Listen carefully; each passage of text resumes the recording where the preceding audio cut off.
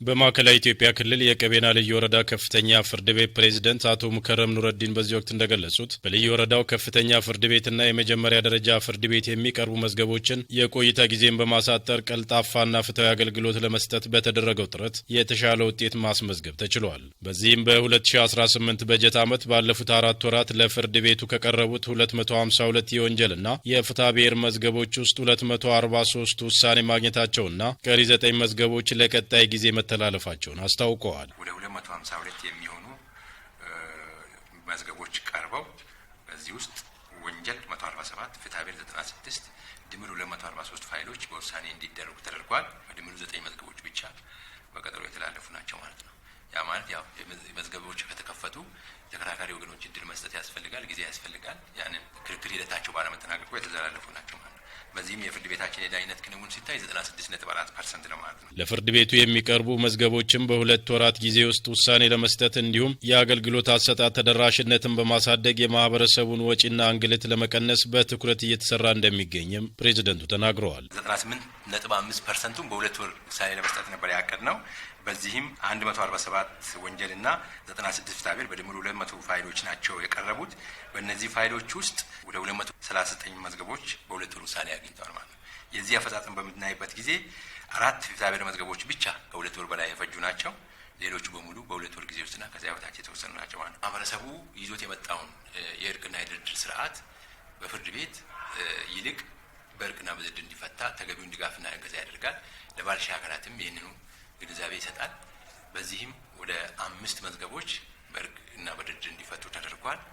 ይህም በቀጣዩ አጠናክረን የምንቀጥልበት ነው የሚሆነው ማለት ነው። ለዚህም አጋዥ እንዲሆን በተቋቋመው በወሸር ቤት ተዘዋዋሪ ችሎት ከቀረቡት 7 መዝገቦች 5ቱ ውሳኔ ማግኘታቸውን አስታውቀዋል። የዳኝነት አገልግሎትን ጨምሮ በፍትሐ ብሔርና በሌሎችም የህግ አገልግሎቶች ከ1 ሚሊዮን 200 ሺህ ብር በላይ ለመንግስት ገቢ መደረጉን የገለጹት አቶ ሙከረም ፍርድ ቤት ቀርበው መከራከር ለማይችሉና የአቅም ውስንነት ላለባቸው ለ86 የህብረተሰብ ክፍሎች ነጻ የህግ የጥብቅናና የምክር አገልግሎት መሰጠቱንም አስታውቀዋል። ወደ 42 ለሚሆኑ አካላት የነጻ የህግ ድጋፍና ምክር አገልግሎት ተሰጥቷል።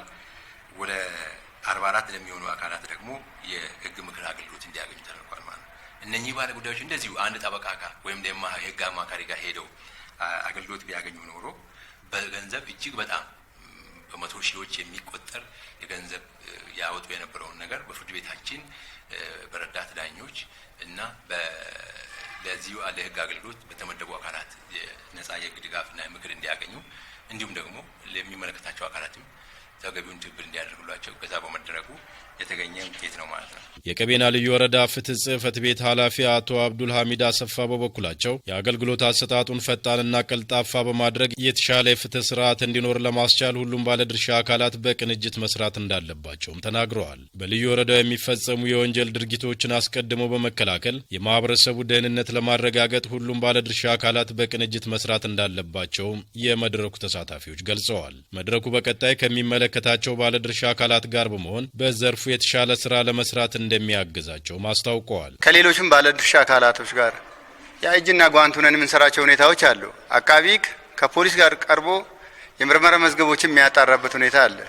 በጉለት ደረጃ መዝገብ ቀረ የሚባል መዝገብ አይኖርም። የሚዘጉ መዝገቦች የሉም። በአሁኑ ሰዓት ላይ ለምንድን ነው አጠቃላይ ለውሳኔ ያሰጣል መዝገቡ አልቆለታል በሚባልበት ሰዓት ላይ ነው ወደ ፍርድ ቤት የሚላከው ማለት ቅንጅት በሚሰራበት ሰዓት ላይ አንዱ ከሌላ የመማማርና ልምድ የመለዋወጥም ስራ ስላለ ውጤትም እያመጣንበት ያለው ጉዳይ እንደሆነ ለመግለጽ ፍትህ፣ ፍርድ ቤት፣ ፖሊስ፣ አቃቢ ህጎች ጋር አንድ ላይ ሆነን ብዙ ስራዎችን እንሰራለን። ጥቃት ከደረሰባቸው ሴቶችና ህጻናት የመሬት ይዞታ የመከፈል መብት ኖራቸው ለመጠየቅ ከሚመጡ ሴቶች ጋር ይህን ያስገድዶ መድፈር በደንብ አድርገን እየሰራን እንገኛለን።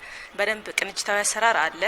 የተወሰነ ክፍተቶችን ቢኖሩ አምና ደረጃ ላይ በዘንድሮ የተሻሉ ስራዎችና የተሻሉ አፈጻጸም እየሰራን እንገኛለን። መድረኩ ላይ የቀቤና ልዩ ወረዳ የመጀመሪያ ደረጃ ፍርድ ቤት ፕሬዝዳንት አቶ አብዱል ሐሚድ ታጁ፣ የልዩ ወረዳው ፖሊስ አዛዥ ኢንስፔክተር ፈድሉ ሳኒን ጨምሮ ሌሎችም ባለድርሻ አካላት ተሳትፈዋል።